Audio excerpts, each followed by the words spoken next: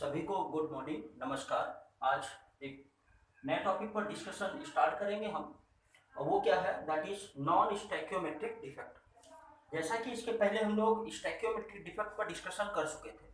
और बेटा, जो फ्रैंकल डिफेक्ट में जो चीज़ें हमने बोली थी उसको आप नोट करिएगा। कुछ चीज़ें हमने बोर्ड पर मेंशन नहीं किया था, जो मैं बोल रहा हूँ उसको आप लिखें कॉपी में। तो स्टार्ट करते हैं हम लोग नया टॉपिक। वो क्या है, that is non stoichiometric defect. तो नॉन स्टैक्योमेट्रिक डिफेक्ट क्या होता है, इस बारे में बात करना स्टार्ट करते हैं। तो नॉन स्टैक्योमेट्रिक का मतलब क्या होता है कि ऐसा डिफेक्ट जिसके बाद जो आपका कंपाउंड है, कंपाउंड में कैटायन और एनायन का जो रेशियो है वो क्या हो जाए, बदल जाए। मतलब पहले रेशियो कुछ और था, लेकिन आफ्टर द डिफेक्ट रेशियो क्या हो जाए, पूरी तरह से चेंज हो जाता है। तो उसे हम लोग क्या कहते हैं, नॉन स्टैक्योमेट्रिक डिफेक्ट कहते हैं। ठीक है, चलिए एक एग्जांपल के थ्रू इस बात को हम समझते हैं। मान लीजिए आपके पास क्या है, FeO। क्या नाम बेटा, दैट इज फेरस ऑक्साइड। क्या नाम बेटा, दैट इज फेरस ऑक्साइड। अब इसके बारे में अगर हम बात करें तो ये जनरली अगर ब्रेक होगा तो क्या बनाएगा, Fe2+ बनाएगा, और क्या बनाएगा, O2- बनाएगा। क्या बनाएगा, Fe2+ बनाएगा और O2- बनाएगा। तो अगर हम बात करना स्टार्ट करें तो यहाँ पर क्या होता है, जनरली आप पहले तो एक क्रिस्टल ये देखिए, ठीक है, ये हमने क्या कर दिया, बना दिया क्रिस्टल।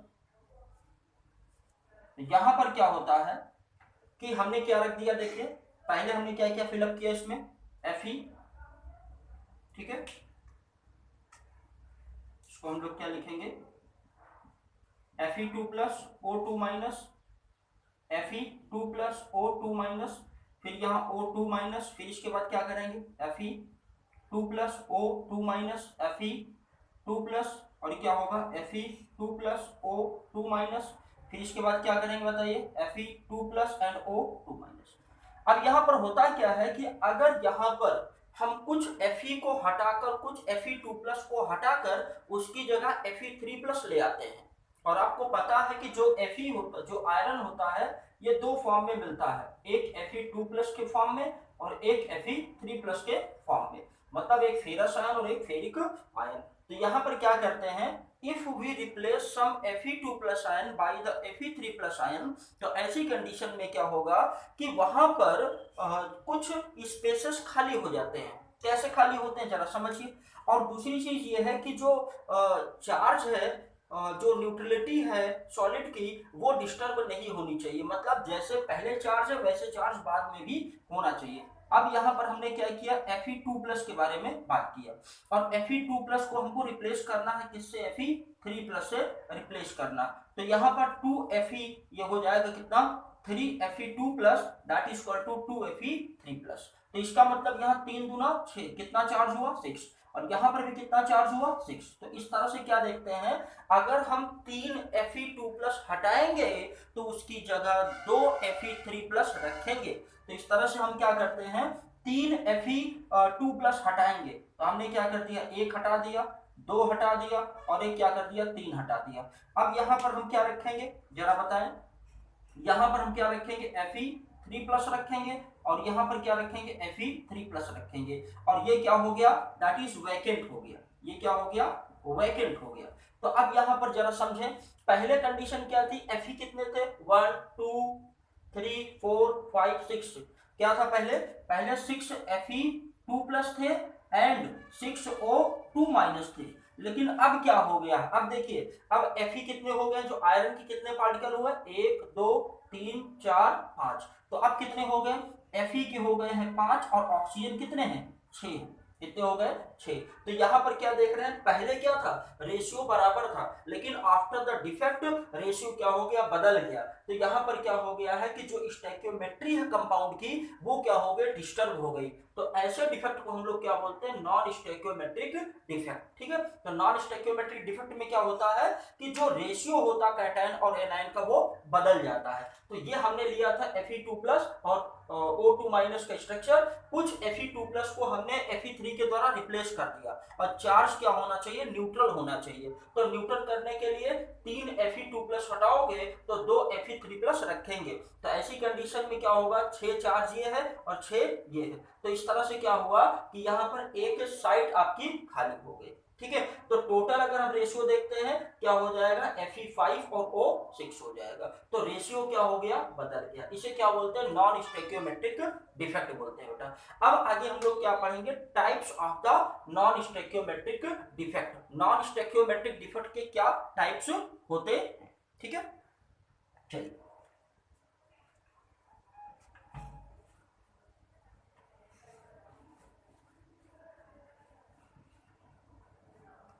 जो नॉन स्टोइकियोमेट्रिक डिफेक्ट है, this is of two types.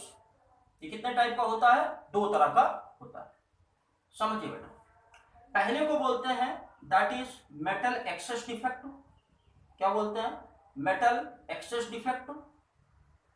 और दूसरे को बोलते हैं मेटल डिफिशियंट डिफेक्ट बोलते हैं। क्या बोलते हैं, मेटल डिफिशियंट डिफेक्ट बोलते हैं। अब समझिए, मेटल एक्सेस डिफेक्ट जनरली होता क्या है, जैसे हमने NaCl ले लिया। क्या ले लिया, NaCl। तो NaCl में Na क्या है, दैट इज मेटल है, और Cl क्या बताएं, दैट इज नॉन मेटल है। तो अगर मान लीजिए मेटल बढ़ा तो नॉन मेटल क्या हो गया, घटा। तो आप इसको और क्या लिख सकते हैं, और क्या लिखेंगे बेटा, इसको लिखेंगे नॉन मेटल डिफिशियंट डिफेक्ट, ऐसा भी बोल सकते हैं। ठीक है, लेकिन बुक्स में दिया नहीं है, तो हम स्पेशली बार बार टर्म यूज क्या करेंगे, मेटल एक्सेस डिफेक्ट।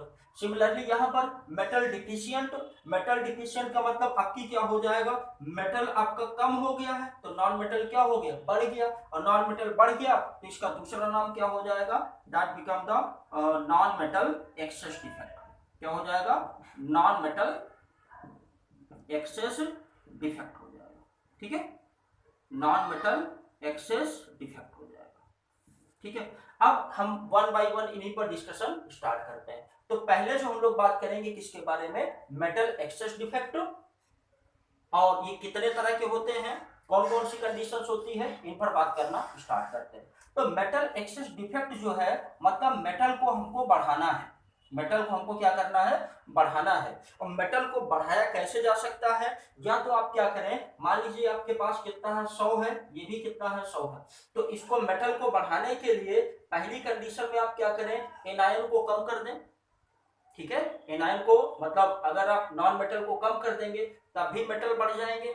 दूसरा क्या है, आप क्या करें, मेटल एक्स्ट्रा लाकर डाल दें। तो दूसरी कंडीशन हम क्या करते हैं कि एक्स्ट्रा मेटल लाके डाल देते हैं। तो यहां पहली कंडीशन में क्या बताते हैं, बाई एनायन वैकेंसी। क्या होता है बेटा, बाई एनायन वैकेंसी। और दूसरा क्या होता है, बाई एक्स्ट्रा कैटायन। क्या होता है, बाई एक्स्ट्रा कैटायन। ठीक है, तो मेटल एक्सेस डिफेक्ट दो तरह से हो सकता है, बाई एनायन वैकेंसी, और दूसरा क्या हो सकता है, बाई एक्स्ट्रा कैटायन। ठीक है, तो हम लोग वन बाय वन इसी पर डिस्कशन स्टार्ट करते हैं। ठीक है, तो मेटल एक्सेस डिफेक्ट के बारे में बात करेंगे। पहला एनायन वैकेंसी, दूसरा एक्स्ट्रा कैटायन। इसको नोट कर ले बेटा। चलिए आगे चलेंगे।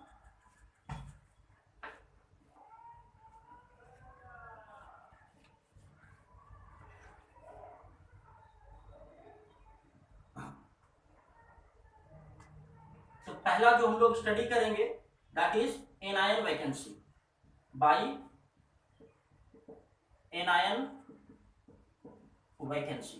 अब एनायन वैकेंसी को जरा आप समझें, होता क्या है, कोई भी अगर आपने क्रिस्टल लिया, तो क्रिस्टल में क्या होते हैं, दीज आर लैटिस पॉइंट। ये क्या होते हैं, लैटिस पॉइंट होते हैं। और लैटिस पॉइंट में क्या होते हैं, कैटायंस और एनायंस होते हैं। तो ऐसी कंडीशन में क्या है कि यहां पर मान के चलिए कि हमने क्या लिया, मान लिया क्या है, कैटायन, इधर एनायन, फिर कैटायन, फिर एनायन, फिर इधर एनायन कैटायन। इस तरह से हम क्या करते हैं, इसे रिप्रेजेंट करते हैं। ठीक है, ये हमारा सॉलिड दिया हुआ। तो होता क्या है कि जब एनायन अपनी पोजीशन को छोड़ के जाता है तो वहां एक होल जनरेट करता है। क्या करता है, एक होल जनरेट करता है। तो जो होल जनरेट करता है उसे हम लोग बोलते हैं एनायन वैकेंसी बोलते हैं। क्या बोलते हैं, एनायन वैकेंसी बोलते हैं। और वो एनायन वैकेंसी जो है वो अनपेयर्ड इलेक्ट्रॉन्स के द्वारा ऑक्युपाई होता है, अनपेयर्ड इलेक्ट्रॉन्स के द्वारा ऑक्युपाई होता है, उसे हम लोग क्या बोलते हैं, दैट इज एफ सेंटर। फारबे सेंटर जर्मन टर्म है जिसका मतलब होता है कलर सेंटर। फिर से समझे, in metal excess defect, metal excess defect जो होते हैं उसमें क्या होता है, when anion missing from their lattice point, जब एनायन लैटिस पॉइंट से मिस करता है या लैटिस पॉइंट से हटता है तो एक होल जनरेट करता है, और वो होल जो होता है फ्री इलेक्ट्रॉन्स, अनपेयर्ड इलेक्ट्रॉन्स के द्वारा ऑक्युपाई होता है, ठीक है। और वो होल को क्या बोलते हैं, दैट इज एनायन वैकेंसी। और वो एनायन वैकेंसी किसके द्वारा ऑक्युपाई होता है, इलेक्ट्रॉन्स के द्वारा, अनपेयर्ड इलेक्ट्रॉन्स की वजह से। और वो अनपेयर्ड जो क्या बताएंगे, जो आपका एनायन वैकेंसी है, एनायन वैकेंसी में क्या होता है कि इलेक्ट्रॉन्स जो होता है ऑक्युपाई करता है, उसको इलेक्ट्रॉन्स प्रेजेंट होता है, तो वो सेंटर जो होता है कहलाता है एफ सेंटर कहलाता है। एफ सेंटर मतलब फारबे सेंटर या कलर सेंटर कहलाता है। That is responsible for the colour of the crystal, वो क्रिस्टल के कलर के लिए जिम्मेदार होता है। तो यहाँ पर क्या होता है, आपके इलेक्ट्रॉन्स क्या होते हैं, रह जाते हैं। यहाँ पर क्या होता है, ये जो है इलेक्ट्रॉन्स क्या होते हैं, रह जाते हैं, और इसे हम लोग क्या बोलते हैं, दैट इज एफ सेंटर बोलते हैं। क्या बोलते हैं, एफ सेंटर। तो इसी बात को हम लोग क्या करेंगे, लिखना स्टार्ट करेंगे। क्या, if anion missing from lattice point then hole is formed, that is called anion vacancy। इसे क्या बोलते हैं, anion vacancy। this anion vacancy, this anion vacancy is occupied by an unpaired electron, unpaired electrons के द्वारा क्या होता है, occupy होता है, ठीक है। That is called F centre. और एफ सेंटर क्या है, दैट इज फारबे सेंटर। फारबे, और फारबे क्या है, means colour centre, German term है, ठीक है। क्या हो जाएगा, कलर सेंटर हो जाएगा, ठीक है, colour. This is responsible for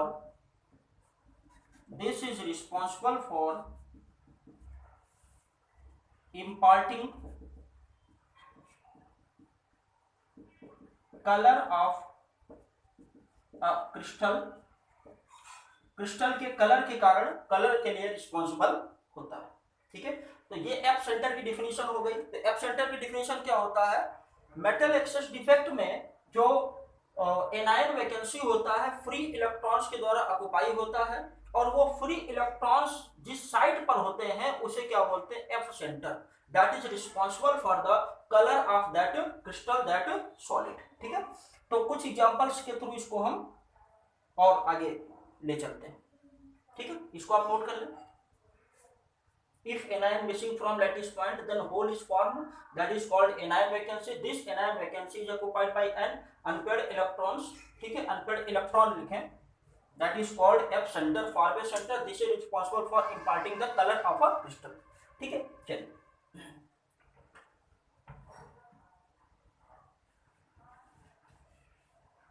कुछ एग्जांपल से इस चीज को क्लियर करते हैं। एग्जांपल क्या है, when sodium chloride is heated in the vapor of sodium, then yellow color appears due to F center। Question पूछा जाएगा कि सोडियम क्लोराइड को अगर हम सोडियम के वेपर्स में हीट करते हैं तो येलो कलर आता है, तो क्यों आता है? Due to F centre. और इसी का एक्सप्लेनेशन हम आगे बताना स्टार्ट करते हैं। देखिए होता क्या है, ये आपके पास क्या दिया है, सोडियम क्लोराइड का क्रिस्टल दिया। इसमें क्या है, ये क्या है, lattice point, these are lattice point, ठीक है, ये क्या है, लैटिस पॉइंट। तो यहां पर क्या क्या चीजें होती है जरा समझिए। यहां पर क्या होता है, plus minus plus minus minus plus minus plus plus minus plus minus, ये होता।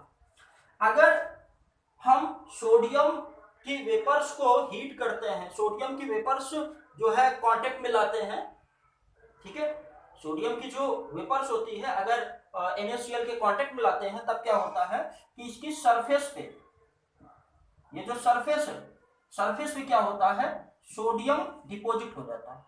सोडियम क्या होता है, डिपॉजिट हो जाता है। तो ऐसी कंडीशन में जो Cl है, समझिएगा जरा, ये निगेटिव साइन मतलब Cl माइनस और पॉजिटिव साइन मतलब Na प्लस, पॉजिटिव साइन मतलब Na प्लस।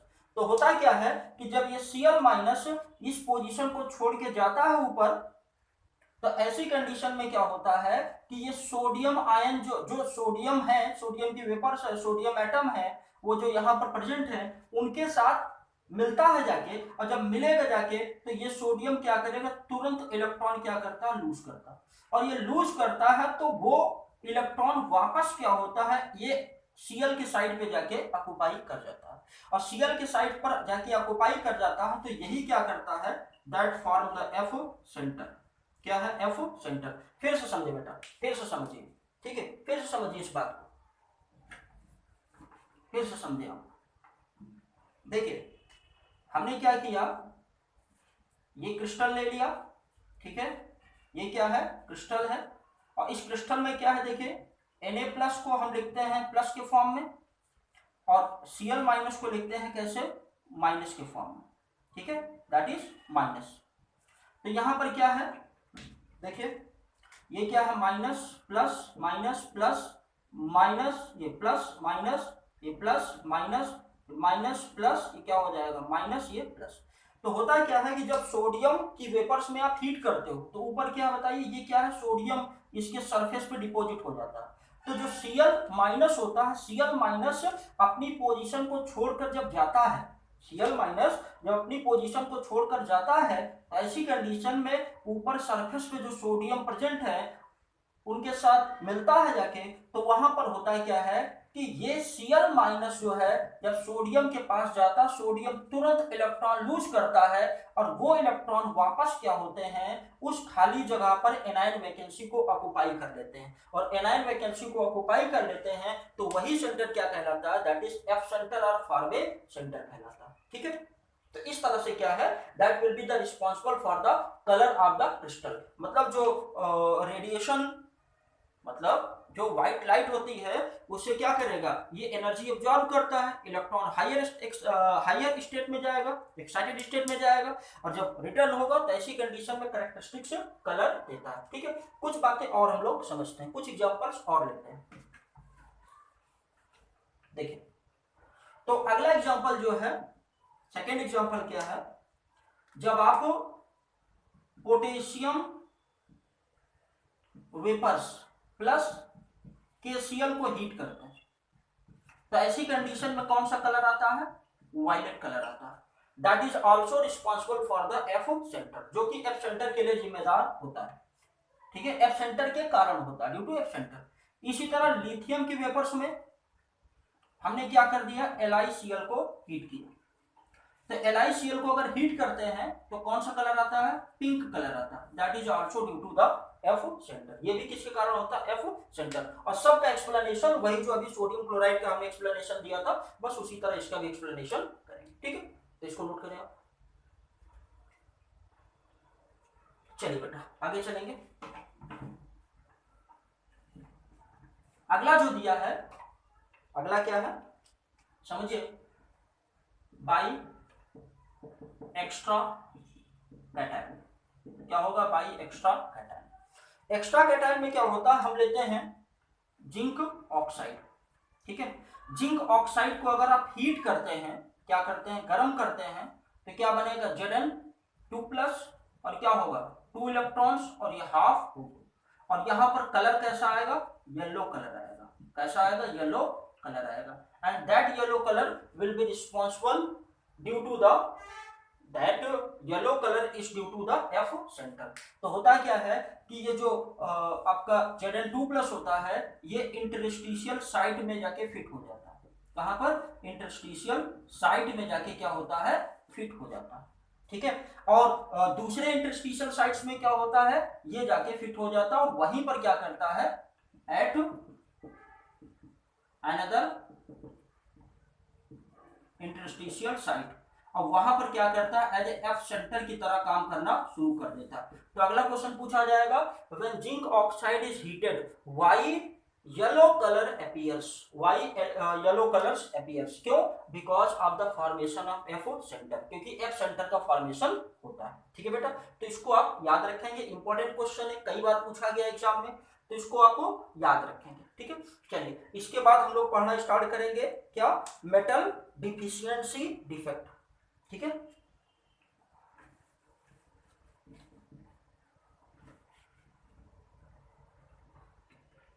चलिए अगला क्या है, मेटल डिफिशियंसी डिफेक्ट। तो यहां पर ये जनरली उन कैटायंस के द्वारा, उन मेटल्स के द्वारा शो होता है जो वेरिएबल ऑक्सीडेशन स्टेट शो करते हैं। This is shown by those metals which show variable oxidation state. तो क्या बताएंगे, shown by metal which shows variable oxidation state, जो क्या करते हैं, वेरिएबल ऑक्सीडेशन स्टेट शो करते हैं। जैसे Fe क्या क्या दिखाता है, Fe2+ एंड Fe3+। इसी तरह Na दो दिखाता है, Ni2+ और Ni3+।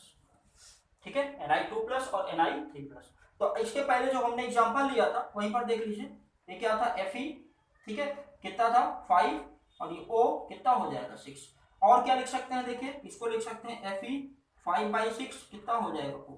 तो that is also an example of metal deficiency defect. तो यहाँ पर क्या है, मेटल कम है, नॉन मेटल ज्यादा है, तो ये क्या हो जाएगा, अनदर एग्जांपल ऑफ द। इसी तरह से इसको भी आप रखेंगे तो ये भी क्या होगा, that will be the example of metal deficiency defect. एक न्यूमेरिकल सॉल्व करते हैं, फिर क्या होगा और ये थोड़ा सा क्लियर होगा। ठीक है, चलिए तो इसमें अगला जो हम लोग बात करेंगे, क्वेश्चन है आपका, निकिल ऑक्साइड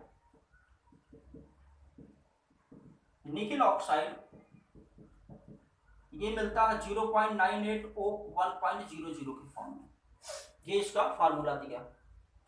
फिर क्वेश्चन क्या कहता है, फाइंड आउट परसेंटेज ऑफ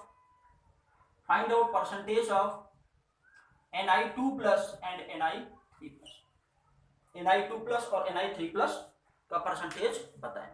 चलिए देखिए, तो होता क्या है, किसी भी न्यूट्रल सॉल्ट में जितना कैटायन होता है उतना ही क्या होता है, एनायन होता है।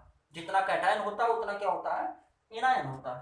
तो समझिए जरा, अब यहां पर हम बात करेंगे, ये आपके पास क्या दिया, Na, ये जो दिया 0.98 कितना दिया, O 1.00। आप इसको 100 से मल्टीप्लाई कर लें तो हो जाएगा Na 98 और ये हो जाएगा O कितना 100 होता है। ठीक है, तो न्यूट्रल सॉल्ट में क्या होता है, इसको जरा आप इधर समझिए, इन न्यूट्रल सॉल्ट कैटायन बराबर एनायन, जितना कैटायन होता उतना ही क्या होता, एनायन होता। अब समझे आप, तो यहां पर हम लोग क्या करते हैं, जो Na है, Na दो फॉर्म में मिलता है, एक Na2+ और एक Na3+, एक Na2+ और एक Na3+। तो ऐसी कंडीशन में हम मान लेते हैं Na कितना है x, और ये कितना हो जाएगा 98 - x, क्योंकि दोनों को मिलाकर कितना है 98, दोनों को मिलाकर कितना है 98 है। तो ऐसी कंडीशन में कितना हो जाएगा x और Na3+ कितना होगा 98 - x। तो अब यहां पर आगे समझिए क्या करेंगे हम, यहां पर हो जाएगा charge into amount plus charge into amount, तो क्या होगा 2 इंटू एक्स प्लस कितना होगा 398 माइनस एक्स, और ये बराबर कितना हो जाएगा, ये क्या है कैटायन है, कैटायन और बराबर एनायन के, तो ऑक्सीजन पर कितना चार्ज होता है 2, ठीक है, और कितने एनायन है 100, ये कर देंगे हम। तो इसे हम लिखेंगे 2x माइनस, ठीक है, ये हो जाएगा 294, 8 3 24, 8 3 24 और हो जाएगा 9 3 27, 27 2 29, ठीक है, कितना हो जाएगा 3x बराबर 200, ठीक है। अब यहाँ पर इसे चला जाएगा माइनस एक्स, ये बेटा प्लस रहेगा, अब plus 294 that is equal to 200, तो माइनस को उधर ले जाए, तो 294 minus 200 that is equal to x के, तो एक्स बराबर कितना हो जाएगा 94 हो जाएगा, एक्स बराबर कितना होगा 94 हो जाएगा। तो अब यहां पर हम लोग क्या करेंगे, यहां पर समझिए जरा, परसेंटेज पूछा गया है, तो ये कितना हो गया है Na2 प्लस कितना आ गया है, Na2 प्लस कितना आ गया है दैट इज 94, तो Na3 प्लस कितना होगा that will be 98 minus x, 98 minus 94 कितना होगा दैट इज इक्वल टू 4 होगा, या 04 कुछ भी कह सकते हैं, ठीक है, कितना लिख देंगे 04। अब परसेंटेज के बारे में कहा गया है, तो परसेंटेज अगर आपसे कहा जाए Na2 प्लस का, तो Na2 प्लस कितना है that is 94 divided by 98 into 100, ठीक है, तो इसको आप सॉल्व करेंगे, सिमिलरली जितना आएगा उसको 100 में से माइनस कर देंगे, तो क्या हो जाएगा that will be the Na3 plus, ठीक है, तो इसको समझें एक बार फिर से। देखिए क्वेश्चन दिया है निकिल ऑक्साइड का formula Na 0.98O 1.0, find out the percentage of Na2 plus and Na3 plus, तो ये फार्मूला दिया है, इसको हम लिखेंगे कितना 98 और ऑक्सीजन 100 से मल्टीप्लाई कर दिया, तो Na में कितने कौन कौन से तरह